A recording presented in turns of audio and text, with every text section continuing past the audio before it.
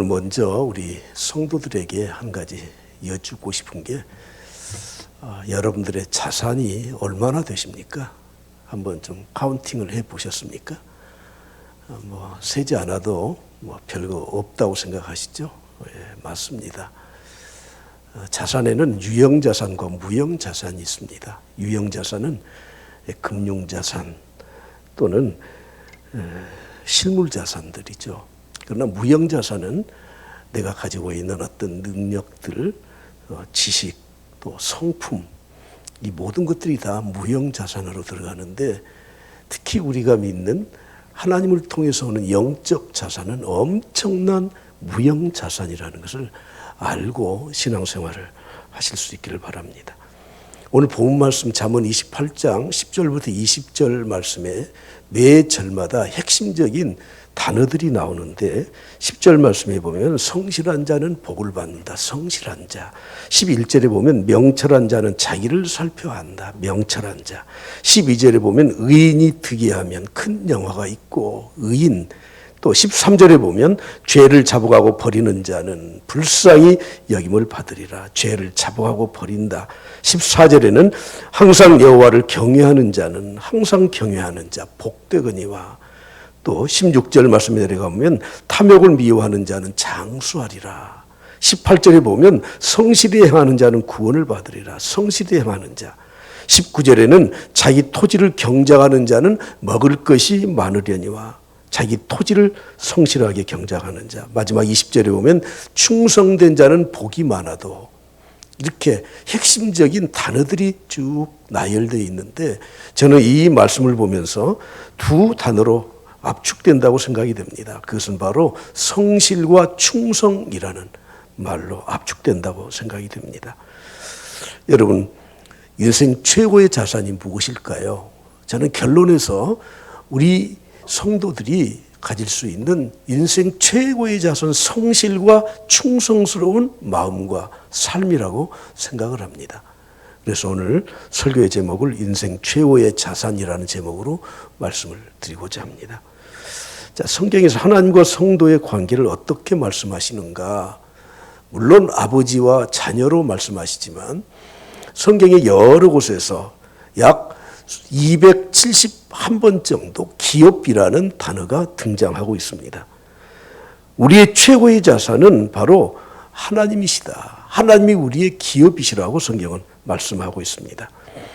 민수기 18장 20절에 보면 이스라엘의 12지파 가운데 레위지파에게는 분깃을 주지를 않아요. 그들이 경작할 수 있는 땅을 분배해 주지를 않습니다. 12지파에게는 각각 자기들의 땅을 분배해 주죠. 그러면서 하나님은 레위지파에게 이렇게 말씀하십니다. 내가 너희들의 기업이다. 내가 너희들의 기업이라는 거예요. 하나님이 기업이라고 말씀하고 있습니다. 신약에서 우리 모든 성도들은 왕 같은 제사장으로 레위지파와 같은 성격을 갖게 됩니다. 그러므로 우리의 최고의 자산은 바로 하나님 여호와 하나님이라는 것을 우리는 기억하고 살아야 될 것입니다. 에베소서 1장 11절 말씀을 보십시오. 이렇게 말씀하고 있습니다. 모든 일을 그의 뜻의 결정대로 일하시는 이의 계획을 따라 다 같이 시작. 우리가 예정을 입어 크게 다시 한번 시작. 우리가 예정을 입어 그 안에서 기업이 되었으니 우리 성도들이 하나님의 기업이 되었다는 거예요. 혹시 여러분들이 사업을 시작하실 때 어떤 사업을 어디다 어떻게 시작하십니까? 충분히 내가 이 사업을 하면 성공할 거야 하는 그런 사업들, 그리고 이 장소에 이렇게 회사를 세우고 이런 계획을 세우면 분명히 성공할 것이라고 생각해서 여러분들이 기업을 운영하지 않습니까? 그런데 하나님께서는 우리를 기업으로 삼으셨다는 것입니다. 다시 말하면 우리에게, 성도들에게 투자할 가치를 느끼셨다는 겁니다. 그런 존재로 우리를 이 하나님께서는 인정해 주신 것입니다. 여러분, 손해볼 것을 뻔히 알면서 사업 시작하시는 분 혹시 계십니까? 그런 분은 없을 것입니다. 하나님이 손해보는 장사 하시겠습니까? 예? 믿지는 장사 하나님이 하시겠냐고요.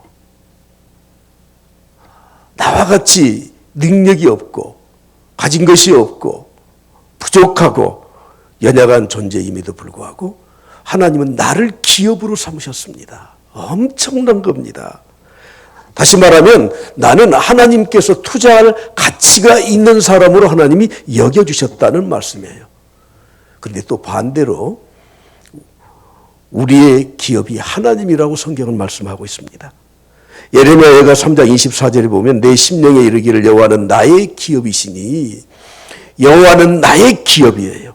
나의 기업. 여러분, 내가 비록 가진 것이 없지만 내 배후에는 하나님이 나의 기업이 되어주신다는 겁니다. 내가 능력이 없더라도 하나님이 나의 기업이 되어주십니다. 내가 잘난 것이 없고 흠집투성임에도 불구하고 하나님은 우리의 기업의 보증이 되어주셨다고 에베소서 1장 14절에서 말씀을 하고 있습니다. 이는 우리의 기업의 보증이 되사 보증을 서주신 것이에요. 요즘은 다른 사람 보증 안 서도록 다 법적으로 다 막아놨습니다. 그러니까 보증 서달라고 하는 사람 없잖아요. 대신 자기 신용으로 살아가는 거예요. 물론 신용을 평가하는 기관이 좀 다르지만 금융기관에서는 나의 자산과 그리고 그동안에 겪었던 신용들과 내 수입과 모든 것을 총망라해서 나를 신용 1등급에서 10등급까지 분류를 딱 해놨습니다. 그래서 1등급, 2등급, 상위 등급은 내 신용으로 빚을 얻을 수 있는 능력이 있어요. 그리고 싼 이자로 줘요. 그러나 4등급 이하, 중위급 이하는 많은 대출을 해주지도 않을 뿐만 아니라 고액의 이자를 받아가요. 8등급 이하의 저신용 등급자들은 아예 그런 길이 다 막혀 있습니다. 그런데 하나님은 우리에게 보증이 되어주셔요. 여러분, 내가 가진 것이 없고 잘난 것이 없고 흠집투성임에도 불구하고 하나님은 보증이 되어주셔서 나를 1등급으로 무한보증으로 신용등급으로 하나님께서 나를 사용해 주신다고 하는 겁니다. 여러분, 사업에 투자할 때 돈이 없어서 은행권에서 대출을 받기를 원해도 도대체 이제 더 이상 대출의 길이 막혀서 다 부도가 나지 않습니까? 그런데 하나님은 우리에게 무한 보증을 해주시는 우리의 기업의 보증이 되신다고 성경은 말씀하고 있지 않습니까? 여러분, 우리는 얼마나 하나님 보시기에 놀라운 존재인가를 알고 사셔야 됩니다. 그런데 이 하나님의 기업이 되고 우리가 또 하나님의 기업이 될 뿐만 아니라 하나님이 우리의 기업이 되셔서 보증이 되어주신 우리에게 제가 성경을 보니까 한 두 가지로 그 일을 가지고 이런 사업을 해라 하고 말씀하신 것을 제가 보았습니다. 첫째는 시편 127편 3절입니다. 다 같이 보시죠. 보라, 자식들은 여호와의 기업이요 태의 열매는 그의 상급이로다. 하나님이 우리들에게 무한 보증을 서주셔서 기업으로 삼으신 이후에 우리들에게 이 땅에서 어떤 기업을 해라고요? 자식 잘 키우는 기업을 해라. 자식 농사 잘 지어라. 이렇게 말씀을 하고 있습니다. 죄송하지만 자녀들이 벌써 다 성인이 되고 40, 50이 되고 그러면 그 자녀들에 대한 기대가 별로 이제 없어지지 않습니까? 무사히 살기만 하면, 너희들 잘 살기만 하면 돼. 마지막까지 자녀는 부모에게 의탁할 수밖에 없는 존재로 하나님 창조하셨지만 더 이상은 이제는 기대를 크게 하지 않습니다. 그래서 여러분, 손주를 낳게 되면요, 손주한테 이제 기대를 해요. 네 예비한테는 내가 기대를 했는데 이 정도 됐다. 그냥 그렇게 무사하게 잘 살면 된다. 그런데 너에게만은. 그래서 손주들한테 사랑이 얼마나 가는 줄 아세요? 할아버지 할머니 대 보시면 알아요. 자식 농사 잘 지어라는 거예요. 하나님이 우리에게 무한 보증을 주시고 기업을 주셔서 자식 농사 잘 지어라. 자녀가 잘 되도록 해라. 믿음의 자녀들로 잘 성장시켜라. 이렇게 말씀하셨습니다. 또 한 가지 우리에게 또 기업으로 주신 것이 있습니다. 사도행전 20장 32절 말씀 보십시오. 지금 내가 여러분을 주와 및 그의 은혜의 말씀에 부탁하노니 그 말씀이 여러분을 능히 든든히 세우사. 다 같이 시작. 거룩하게 하심을 입은 모든 자 가운데 기업이 있게 하심이라. 거룩하심을 입은 모든 자 누굽니까? 성도들이에요. 에베소 교회 장로들을 불러서 사도 바울이 마지막 예루살렘으로 귀환하면서 이젠 예루살렘에 붙들려서 로마에 압송되어 가는 것을 뻔히 알고 가면서 3차 선교 여행을 마치면서 예루살렘의 장로들을 불러다가 너희들의 기업이 무엇인 줄 아느냐? 바로 너희가 섬기고 있는 교회의 성도들이 너희 기업이다. 여러분 옆에 계신 분들 보십시오. 자, 보셔요. 그 사람들이 여러분의 기업이라는 거 아셔야 돼요. 아이고, 저 집사만 없으면 내가 정말 살겠어. 여러분, 성도가 기업이라니까요. 성도가 기업이라면 우리가 투자해야 되잖아요. 뭘 투자해야 돼요? 사랑을 투자해야 돼요. 성도가 힘들 때, 옆에 있는 성도들이 힘들 때 기도로 투자해 줘야 됩니다. 그들이 어려움을 당할 때 위로해 주면서 얼싸 안아줘야 됩니다. 우리는 이것을 아는지 모르는지 교회에 오면 그냥 쌩쌩 찬바람만 날리면서 교회를 떠나가게 되고, 저런 사람 우리 교회 안 나왔으면 좋겠어. 혹시 그런 마음을 가지고 살아가지 않습니까? 내 가족들을 위해서는 눈물을 흘리지만 성도들이 어려운 형편에 처했을 때 얼마나 우리가 눈물을 흘립니까? 바울 사도는 우리에게 분명하게 하나님의 말씀을 전합니다. 너희들의 기업은 성도다. 너희들이 형제 자매들이다. 할렐루야. 이런 기업을 볼 수 있는 눈이 열려야 돼. 눈이. 사도 바울은 에베소서 1장 18절에 이렇게 말씀하죠. 너희 마음의 눈을 밝히사 그의 부르심의 소망이 무엇이며 성도 안에서 그 기업의 영광의 풍성함이 무엇이며, 우리의 영적인 눈을 밝혀서 그 기업을 볼 수 있는 그 시각, 그 눈이 있어야 된다고 말씀을 하고 있습니다. 지난 주간에는 삼성의 회장이신 이건희 회장께서 별세하셨습니다. 그의 손친 이병철 회장의 뒤를 이어 세계적 기업으로 만들지 않았습니까? 30년 전에 우리나라의 탑 랭크에 오른 이후에 임원들에게 이렇게 말을 했대요. 이제 우리 삼성은 글로벌 그룹이 되게 할 것이다. 그랬더니 임원들이 모두가 콧방귀를 뀌었대요. 아이고, 모르는 소리라고. 그래서 임원들을 달달 볶았대요. 저녁 9시부터 새벽 6시까지 강의를 했대요. 원고 없이 질문하고 던지고 새벽 6시까지. 30년이 지났습니다. 제가 인터넷을 찾아봤습니다. 2019년 세계 브랜드 가치 1위부터 10위까지 발표를 했습니다. 1위가 아마존, 2위가 애플, 3위가 구글, 4위가 마이크로소프트, 5위가 삼성이에요. 이야, 저는 깜짝 놀랐습니다. 아시아에서 5위예요. 세계 이 경쟁력에 있어서 브랜드 가치가 5위로 올라갔다는 거예요. 5위로. 6위가 코카콜라. 발표한 그 발표 기관에 따라 좀 다른데 일본은 얼마인가 하고 봤더니 토요타가 7위로 돼 있는 데가 있고 17위로 돼 있는 데가 있더라고요. 나는 기뻤습니다. 이야, 우리가 일본의 기업을 누르고 우리가 그 앞장섰다고 하는 데 있어서 8위가 메르세데스 벤츠. 엄청난 겁니다. 여러분, 미래를 볼 수 있는 바로 이 눈이 열려야 되는 것입니다. 그런데 세계에서가 아니고요, 우주에서, 온 우주에서 최고의 브랜드 가치는 예수 그리스도이십니다. 할렐루야. 최고의 자산가는 하나님이십니다. 우리는 그분의 기업입니다. 우리는 그분의 보증을 받고 살아가는 사람들입니다. 할렐루야. 할렐루야. 이럴 때 두 주먹을 불끈지면서 그래, 내가 바로 그런 사람이다 하는 사람은 장래가 있습니다. 아멘을 크게 하는 사람은 미래가 있습니다. 다시 말씀드립니다.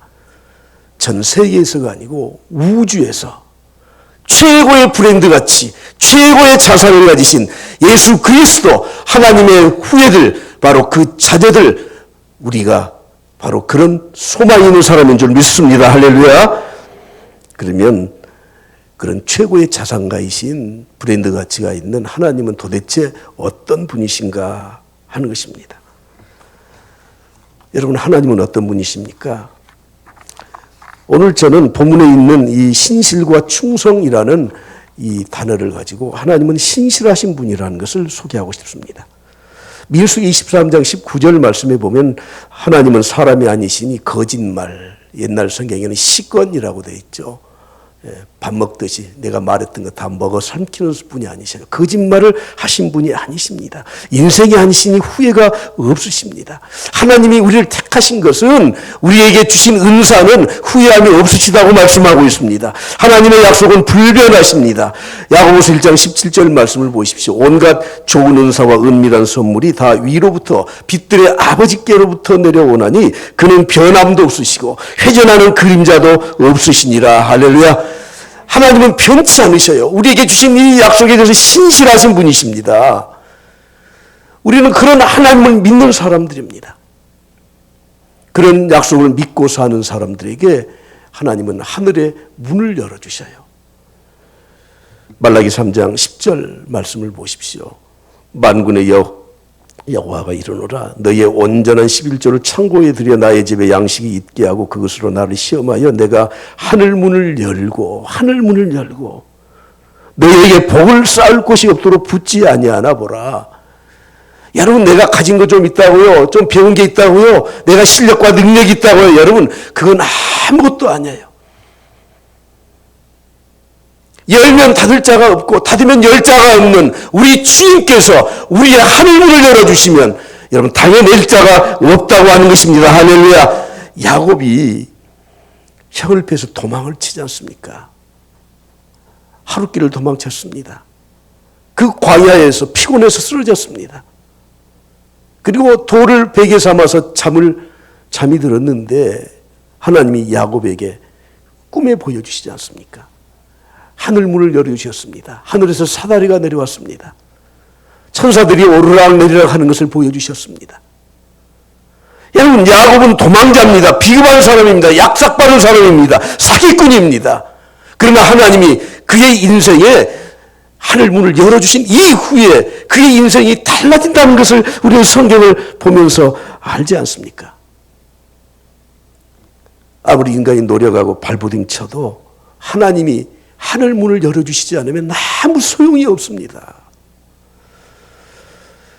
오늘 함께 좀 찬양 같이 부르려고 합니다. 우리 함께 기도해. 무릎 꿇고 긍휼을 베푸시는 주, 하늘문이 열리고 은혜의 빗줄기. 우리 같이 찬송 부르겠습니다. 이 찬송 부르면 아마 일주일 동안 여러분들의 입에서 이 찬송이 좀 맴돌 것 같습니다. 하나님, 내 인생에 문을 열어주시옵소서. 할렐루야. 우리 같이 한번 찬양하시죠.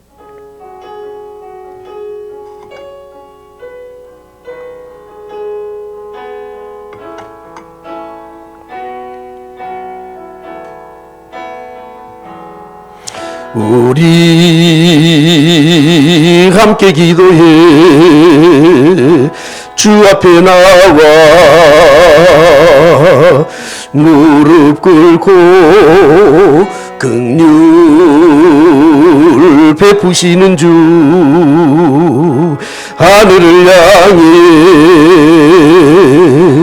두 손 들고 하늘문이 열고 은혜의 빗줄기 이 땅 가득 내리도록 마침내 주 오셔서 의의 빗줄기 우리 위에 부으시. 두 손 높이 들고 다시 한번 찬양합니다. 하늘문이 열리고 하늘문이 열리고 은혜의 빗줄기 이 땅 가득 내리도록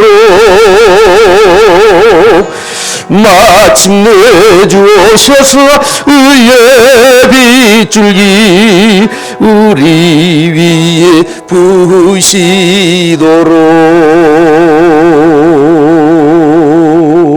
부으시도록. 하늘을 열으신 우리 하나님께 영광의 박수 올려드립니다. 할렐루야.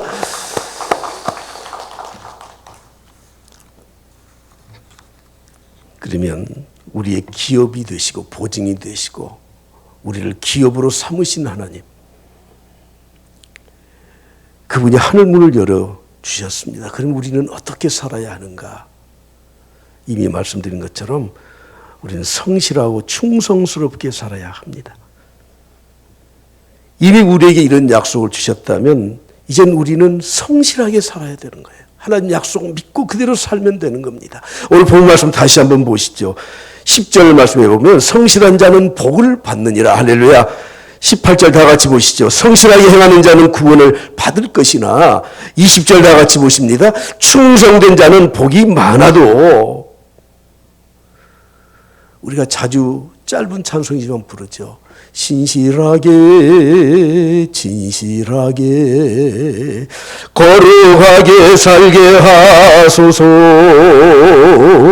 신실하게 진실하게 거룩하게 살게 하소서. 하나님 나의 마음 만져주소서.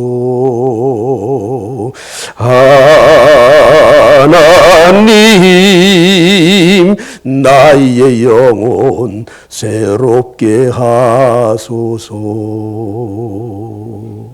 할렐루야. 어떻게 신실하게 살아야 되는가? 4가지 말씀드리겠습니다. 첫째는 하나님께 신실하게 살아야 됩니다. 시편 37편 3절에 보면 여호와를 의리하여 선을 행하라. 땅에 거하면 그의 성실로 식물을 삼을지어다 말씀하고 있습니다. 여러분, 하나님은 우리가 아무리 숨기려고 해도 숨길 수 없는 분이에요. 속아 넘어가신 분이 아니에요. 적어도 우리는 하나님을 속이려고 해서는 안 되는 겁니다. 하나님 앞에 신실하게 사는 첫 번째 방법은 회개하는 겁니다.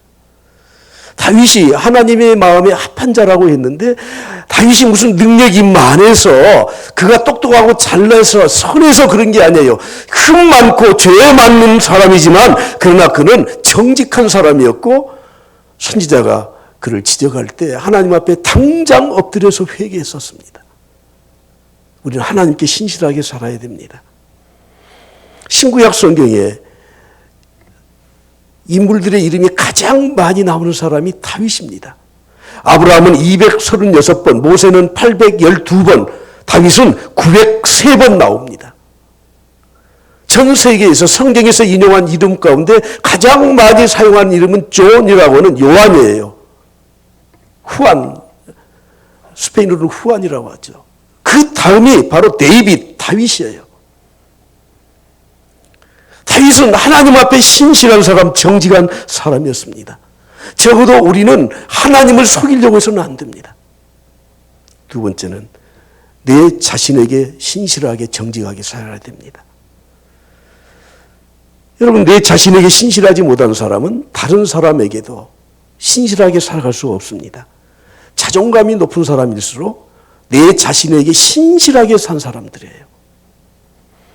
요즘 젊은이들은 하드웨어와 소프트웨어에 대해서 말을 하더라고요. 내 자신에게 신실한 사람은 하드웨어가 아주 강한 사람이에요. 다른 말로 바꾸면 내공이 아주 쌓인 사람이에요. 그래서 내가 시험을 봐도 부지런히 최선을 다했으면 합격과 불합격에 따라서 내가 흔들리지 않습니다. 나 잘 열심히 했는데 이번에 좀 어떻게 시험에 내가 좀 실패했든지 나보다 실력 있는 사람이 더 왔든지 세상 그렇게 사는 거지. 절대 흔들리지 않습니다. 자신에게 신실해야 됩니다.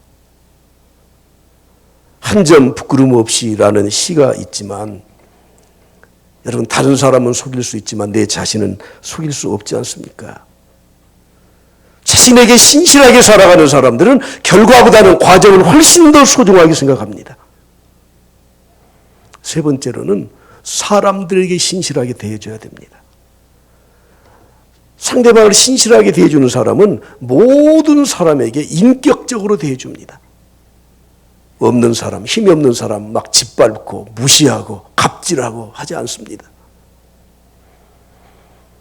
하나님은 얼마나 나를 진실하게 대해주십니까? 약한 자에게 교만하고 강하게 굴고 강한 자에게는 비굴하고 약하게 사는 사람들, 다른 사람에게 신실하지 못한 사람이에요. 미국에 이민 가셨던 백영준 장로님이라는 분이 계시는데 페스코 스틸의 창업자이신 백영준 장로님이 계십니다. 페스코라는 말은 자기의 성 백을 따고 그 다음에 스틸 컴퍼니 해서 페스코 스틸을 이름을 붙였다고 합니다. 미국에서 영어로 책이 출간한 데에서 베스트셀러가 되었는데 제목이 No Money No English예요. 그는 한 푼 없이 미국에 건너갔습니다. 유학 간 거죠. 그리고 강화 강철을 만들었대요. 맨손으로 미국에 가서 강철 왕으로 등극을 해서 미국 시장의 60%를 차지했습니다. 여러분, 국내에서 대한민국에서 60%를 차지한 게 아니에요. 그는 이렇게 말합니다. 자신은 성실이 미천이었다. 성실이 자본이었다. 돈 중심으로 일하지 않았다. 손님이 물건을 사러 왔을 때 손님, 이 물건은 좀 품질이 떨어집니다. 그래도 사가시겠습니까? 그렇다면 제가 싼 가격에 드리죠. 최고의 품질은 한 달 후에 나옵니다. 그때 전화드려도 될까요? 사람들에게 성실하게 했더니 신용을 얻고 미국의 경화 강철의 60%의 시장을 점유했다는 거죠. 한국에 이 책이 번역이 되어 나왔는데 책 제목이 이렇습니다. 나는 정직과 성실로 미국을 정복했다. 사랑하는 성도 여러분, 사람들에게 정직하게 사셔야 됩니다.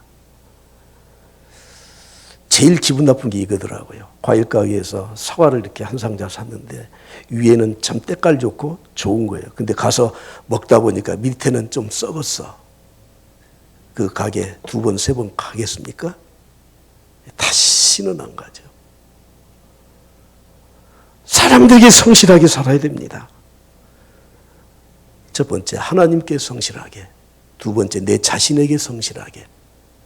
세 번째는 사람들에게 성실하게. 마지막 네 번째, 내가 맡은 일에 성실해야 돼요. 마태복음 25장 21절에 말씀하죠. 착하고 충성된 종아, 내가 적은 일에 충성하였으며. 헬라어의 착하고 엔드, 영어의 엔드라는 말은 카이라는 건데 이거는 동격으로 써요. 그러니까 착한 것은 충성된 것, 착함 곧 충성된 것이에요. 내가 맡은 일에 충성을 해야 되는 거예요. 요즘 이런 말이 아주 유행을 하고 있는데 우리 젊은 친구들이 이게 로망이라 그러더라고요. 조물주 누구죠? 창조주 하나님 위에 건물주래요. 그래서 매달 나오는 건물세로 먹고 사는 게 자기들의 로망이라 그러더라고요. 그것도 하나의 사업이죠. 좋죠. 이병철 회장이 지난 3년 6개월간 침상에 있었습니다. 3년 동안에 그의 주식이 3조 원이 불어났습니다. 제가 그 3년을 계산을 해서 3조를 나눠보니까 하루에 13억 7천만 원이 불어났더라고. 그럼 한 대세만 더 있었어도 한 100억은 더 벌고 돌아가실 텐데. 너무 부러워하지 마십시오. 우리는 내가 맡은 일에 충성해야 됩니다. 성실해야 됩니다. 어쩔 수 없이 눈에 보이니까 제가 말씀합니다. 우리 성가대원들 금년 2020년 1월에 임명받고 중간에 빠지신 분들 어쩔 수 없이 빠지셨겠지만 그래, 하나님께로부터 받은 이 직분 나는 한 주도 빼지 않고 성실하게 해야 되겠다. 하나님이 기뻐하실까요? 싫어하실까요? 예. 하나님이 우리에게 요구하시는 것은 성실하게 충성스럽게 자기의 맡은 직분을 올바로 감당하는 자를 귀히 여기시는 분이십니다. 도대체 여러분들은 어떤 분이십니까? 되게 나는 어떤 사람이야 그러면 어떤 직책을 가지고 직위를 가지고 말을 하려고 하는데 그거 말고요. 내 내면의 세계, 나는 도대체 어떤 사람입니까? 제가 성격심리학 강의를 하면서 학생들 가르쳤던 표 하나를 좀 소개해 드릴 테니까 한번 보시겠어요? 자, 나라고 하는 존재에 대해서 왼쪽 맨 위에 보면 자신이 알고 있는 나가 있고, 그리고 오른쪽에 보면 자신이 모르는 나가 있습니다. 자, 왼쪽에 보면 다른 사람은 나를 아는 게 있고 다른 사람은 나를 모르는 게 있습니다. 근데 박스 안에 왼쪽 맨 위에 있는 것은 열린 창, 오픈이라고 되어 있죠. 그러니까 내가 누구인지에 대해서, 나는 어떤 사람인지에 대해서 나도 알고 다른 사람도 아는 거예요. 근데 인격을 잘 갖춘 사람들은 이 범위가 넓어요. 그러나 오른쪽으로 가보면 브라인드라고 되죠. 보이지 않는 창이에요. 다른 사람은 나에 대해서 잘 알아. 근데 나는 나를 몰라. 그 분수를 모르고 사는 사람이에요. 이거 참 꼴값 떠네. 분수를 몰라. 자기가 어떤 존재인지를 몰라요. 왼쪽으로 내려가서 밑에 보십시오. 숨겨진 창, 히든이라고 나와 있죠. 예? 이중적인 삶을 사는 겁니다. 자기 자신은 이런 사람인지 어느 정도 깨닫는데 다른 사람은 절대 그런 사람인 줄 몰라요. 지켜놓고 보니까 저런 사람이 저랬어. 비인격자들이죠. 여러분, 이 세 개의 박스 가운데 여러분은 내가 그래도 어느 곳에 많이 내가 위치해 있는 걸 한번 보십시오.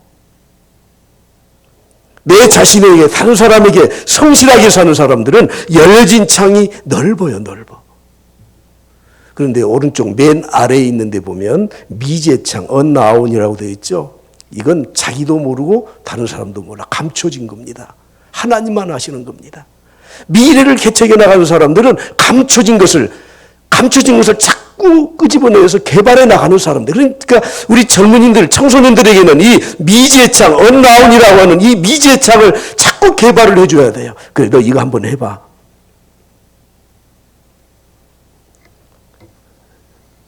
사랑하는 성도 여러분, 사람의 성격과 성공의 등식이 하나 있습니다.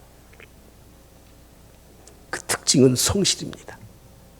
내가 외향적인 성품을 가졌든지 내향적인 성품을 가졌든지 내가 급하든지 느리든지 그건 어쩔 수 없죠.